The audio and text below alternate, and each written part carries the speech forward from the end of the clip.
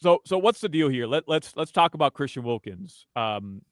What's the deal here? Because there was a report over the weekend that there was a locker room incident which could have led to Christian Wilkins, him being waived by the Raiders. On top of the injury thing, we know about his foot. The Raiders feel like he didn't take care of it properly. I think they wanted him to get another surgery. He didn't want to get surgery. But then there was this report over the weekend, and there appears to have allegedly been a locker room incident.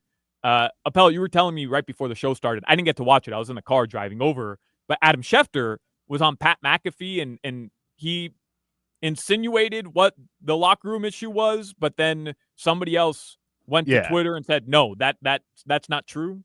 So Adam Schefter on Pat McAfee today said that the most simplest way to put it was that Christian Wilkins tried to kiss a teammate's head, like on top of their head in the locker room.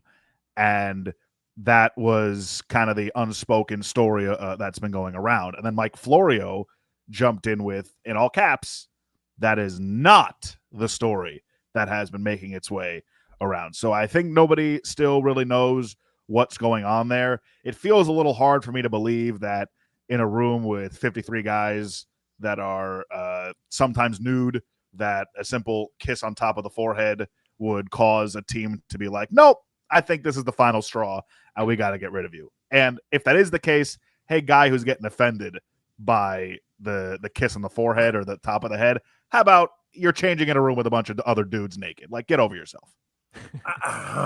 Josh, I disagree. You have to know. I've been in the locker room before, Crowder. I think I'm more equipped to speak on this than you are.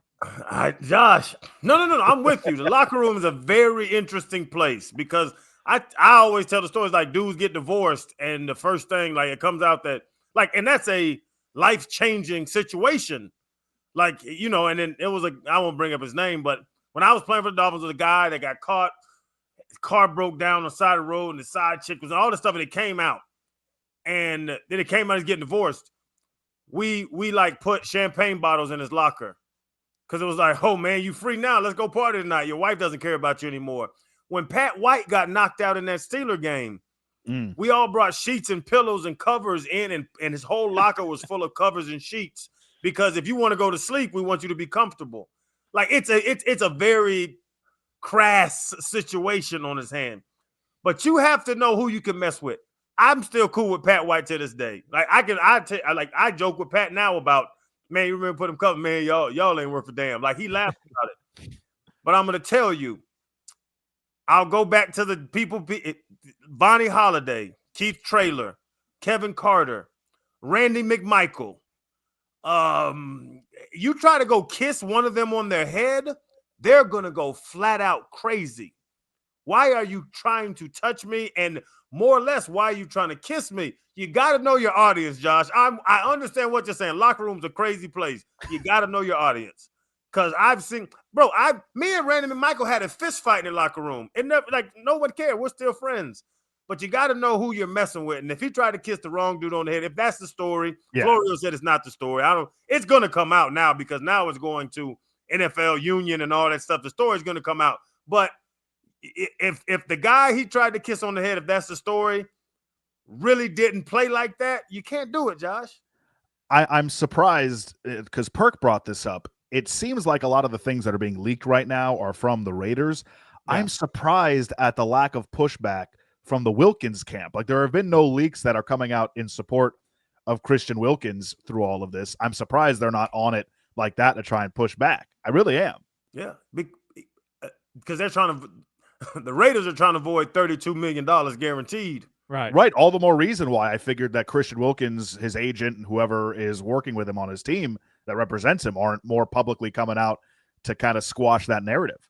Yeah. But like the injury, obviously, the injury issue is more of what's at play here. I can't imagine that the Raiders can use this.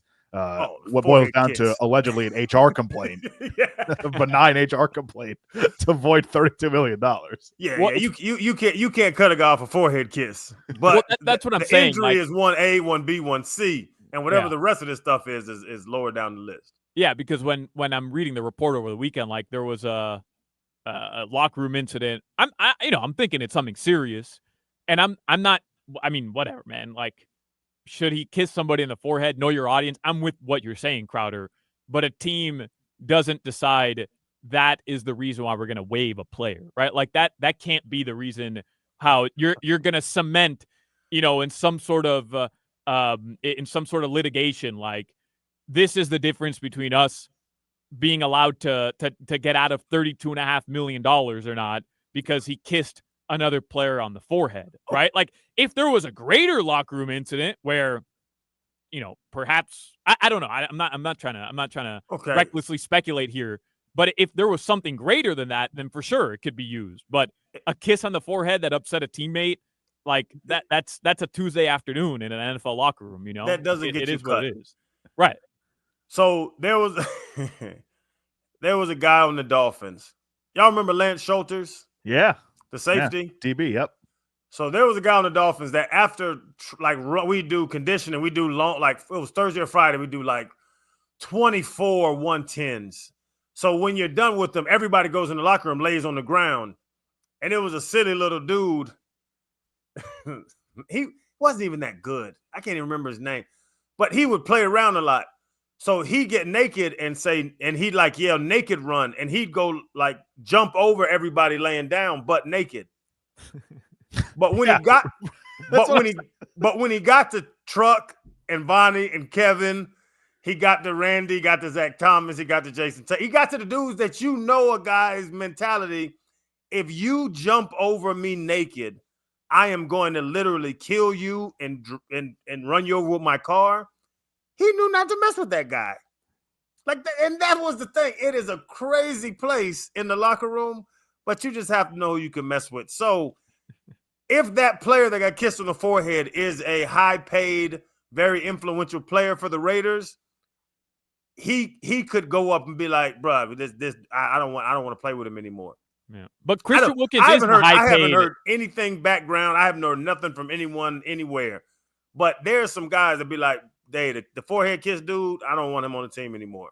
But Christian Wilkins, you would agree, is the high-paid influential player. Like they signed him in free agent. They have Max Crosby on that defense. Yeah, I know, but they still made him one of the highest-paid interior D linemen in the NFL.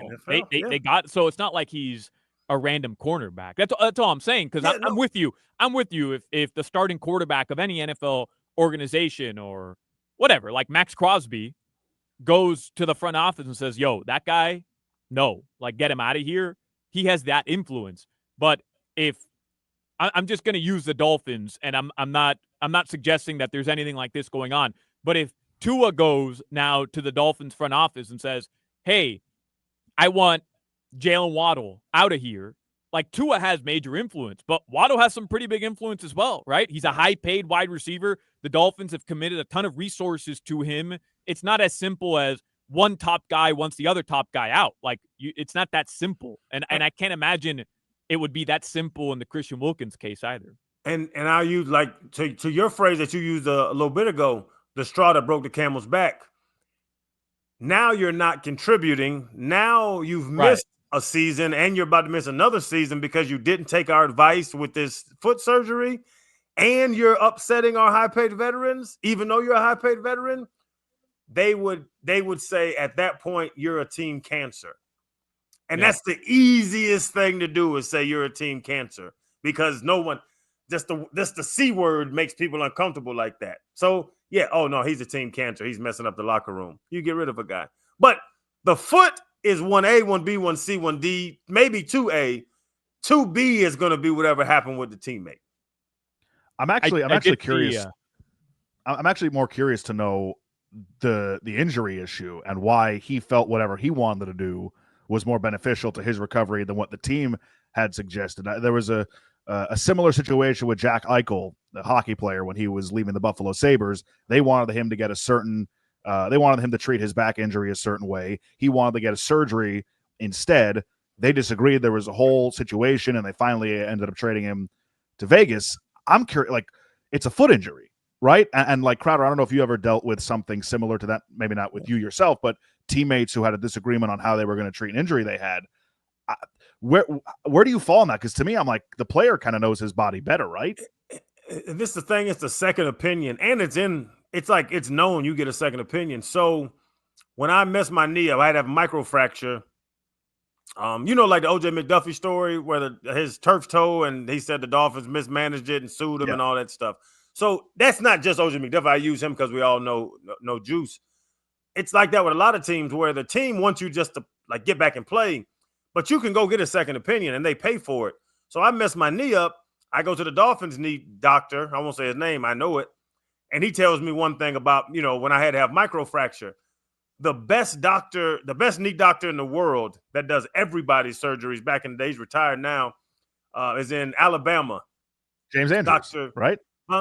James Andrews. James Andrews? Yeah. James Andrews. So the Dolphins doctor's like, hey, you chipped off this, meniscus is gone, the cartilage is chipped, like you had to have microfracture. And I was like, cool. When I called Joe Siegel, my agent, he was like, damn, that's a serious surgery. You should go talk to James Andrews. In this situation, I go up to James Andrews, and he looks at the MRIs, does the x-rays. He's like, yeah, you need a microfracture. So James Andrews does my microfracture. And I come back, and I think I played 3 more years after that. When my Liz Frank, when I split my foot in half, year 4, whatever it was, the Dolphin foot doctor was like, yeah, you had to put 2 screws in. They explained it. I looked it up. A dude in Charlotte, North Carolina, is named Dr. Anderson. He's one of the best foot doctors in the nation. And I was like, hey, Dolphins, I want to go talk to Dr. Anderson as well. Dr. Anderson co-signed on what the Dolphins doctor said. And Dr. Anderson in North Carolina did my surgery because he has, like, you want LeBron shooting the last shot or Bronny? I wanted LeBron shooting my last shot. So I wanted the best in the world to shoot my last shot. So you can do it. But my thought, and I'm just saying, just reading these, and these are very elementary reports we're getting. The Raiders doctor said, do this. He went and got a second opinion, and they said, you don't have to do that. So now you're that second opinion is going against your organization. So if you go with the second opinion and you're not ready to play, what do I do now with you? And that's how I'm kind of taking this report, because second opinion is a part of all players' lives. But if the 2 opinions are contradictory, and your second opinion makes you not be able to contribute to this $100 million deal, what does the organization do at that point? And I really feel as if that's kind of the situation. Well, it's just what's unorthodox here is that, like, they're not trying to trade him. They're not trying to reestablish his contract. Like, they're just like, well, we're not going to pay you then. That's because Crowder, I'm sure it happens a million times a year where a player gets injured, that one doctor for the team might say, hey, we can get you back out onto the field quicker by doing X treatment or X surgery. But that player seeks second opinion. The second opinion says, hey, you might be on the field quicker with X treatment, but you could have prolonged issues, or you could have down the line, this could actually be a detriment to your career. You should actually choose Avenue B, which will give you a better opportunity to play longer. The team sees it like, no, we made this commitment. We need you now. I'm sure that happens often. So, and it doesn't lead to a player getting waived by the team and the team trying to get out of the contract, which is why this specific instance, this situation is a little unorthodox, right? Like, I mean, there has to be something way deeper in terms of like, okay, you chose Avenue B where you're not going to get surgery, but you have to come into the facility. We have to see you doing rehab. We have to see you doing all these, reaching certain criteria so that we know our investment is out there trying to get back out into the field. And maybe he didn't, right? Like maybe he decided he wasn't going to start rehab when they wanted him to. I don't know. I'm guessing, but there has to be something deeper. This probably ends with some sort of settlement between Wilkins and the Raiders. I can't imagine they're just going to all of a sudden be let off the hook for $30-something million. This is going to go to some sort of grievance, some sort of I don't know if arbiter is the right word for it, but there will be some kind of settlement here, it feels like, between the Raiders and Wilkins, and all the stuff now that's going to trickle out after this, the story about what's happening in the locker room, whether that's true or not. It just feels like the Raiders are trying to, I don't know, kind of poo-poo the character of Christian Wilkins as best they can, because sometimes that's just how this works, right? You want to be looking like the good guys, and the Raiders, I'm sure, are not going to be like, oh, this guy who didn't do what we wanted with his injury and rehab. Now, he was, despite that, we loved him so much. He was a great guy and all this stuff. No, like they're going to try and paint him as the bad guy in all this. Yeah. When I was at UF, I chipped. What did I do? I chipped my meniscus in a game, and they were like, "Yeah, we could sew it up, or we can cut it off. Like we cut it off, you're back in 2 weeks. If we sew it up, now we have to let it heal, and it'll be like 6 weeks." And they gave me the option. And it's not like the NFL. And you're in college. You're at college. I was like, "No, man, chop it off. Let me, I want to go out here and ball." It's 18, 19, whatever it was. So I missed the Ole Miss game. Eli Manning and Dexter McCluster come into Gainesville and tear our ass up. McCluster. What a name. Dexter McCluster. I remember because I'm on the sideline watching. I'm like, man, I would dump this little dude on his head. I'm over there with a damn knee brace on. We play LSU the next week, I believe. And they were like, it's a 2-week recovery. So I'm going right into the second week. And Ron Zook's like, yeah, come to Baton Rouge with us. This is 04. So this is when they go 12-1 and we beat them. I didn't practice that whole week in 04.